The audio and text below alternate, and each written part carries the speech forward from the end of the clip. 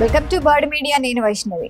ఉగ్రవాదం అనగానే మనకు గుర్తొచ్చేది పాకిస్తాన్ ఇప్పుడు జమ్మూ కాశ్మీర్లో ఉగ్రవాదానికి సరికొత్త మార్గాన్ని ఎంచుకుంటోందని తెలుస్తోంది. అయితే ఇప్పటిదాకా హవాలా, నకిలీ కరెన్సీ, మాదక ద్రవ్యాలు ఇలాంటి పాత పద్ధతులపైనే ఆధారపడింది పాకిస్తాన్. ఇప్పుడు ఏకంగా క్రిప్టో కరెన్సీ ద్వారా నిధులు పంపుతున్నట్లు కూడా వెలుగులోకి వచ్చింది తాజాగా. ఇది చూస్తే ఎవరికైనా షాకింగ్ అనిపించాల్సిందే.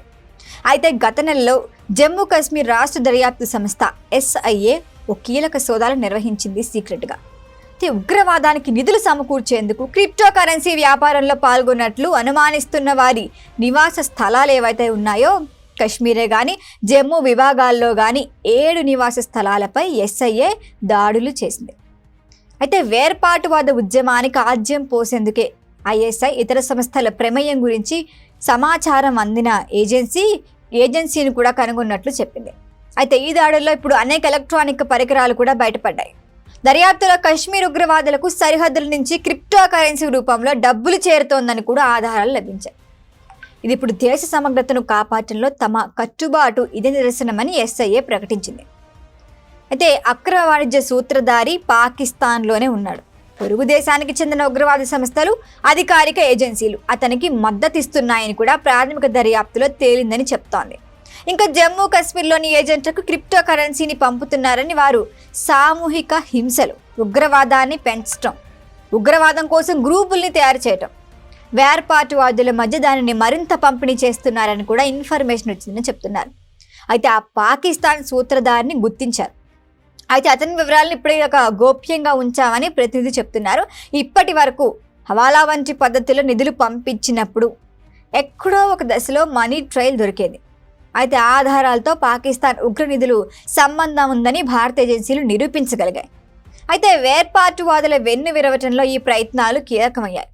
అయితే ఇప్పుడు క్రిప్టో లావాదేవీలు గుట్టు చప్పుడు కాకుండా జరుగుతున్నాయి. పంపిన వారు, స్వీకరించిన వారు ఎవరు, వాళ్ళ వివరాలు ఏంటనేది ఇంకా బయటికి రాలేదు.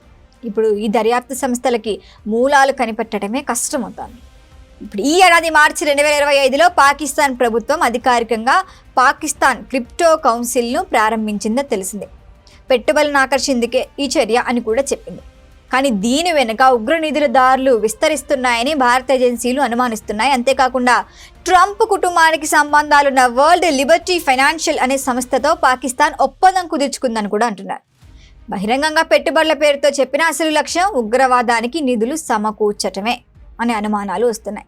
ఇంకా financial action task force FATF ఇప్పటికే హెచ్చరించింది. ఆన్లైన్ ప్లాట్ఫామ్లే కానీ, వర్చువల్గా ఆస్తులే కానీ సోషల్ మీడియా వేదికల ఉగ్రవాద నిధుల కోసం దుర్వినియోగం అవుతున్నాయని ఇప్పటికే నివేదికలో చెప్పింది. ఇది 2029లో హమాస్ ఉగ్ర సంస్థ తొలిసారి క్రిప్టో ద్వారా విరాళాలు సేకరించడం మొదలుపెట్టింది. అప్పటి నుంచి అందరూ ఇదే ఫాలో అవుతున్నారు. ఇప్పుడు భారత దర్యాప్తు సంస్థలు కూడా ఇటీవల దాడుల్లో ఆధారాలు కూడా కనుగొన్నాయి. రామేశ్వరం కేఫ్ పేలుడు 2024, మరి పుల్వామా దాడి 2019.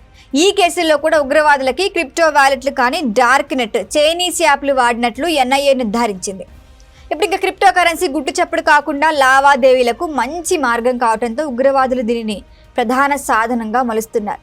ఇప్పుడు దర్యాప్తు సంస్థలకి ఇది పెద్ద సవాల్గా మారే ఛాన్స్ ఉంది.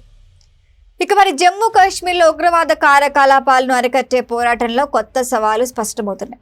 పాకిస్తాన్ క్రిప్టో మార్గాన్ని వాడుతూ నిధులు పంపటం భారత భద్రతా వ్యవస్థకు పెద్ద తలనొప్పిగా మారే ఛాన్స్ ఉంది.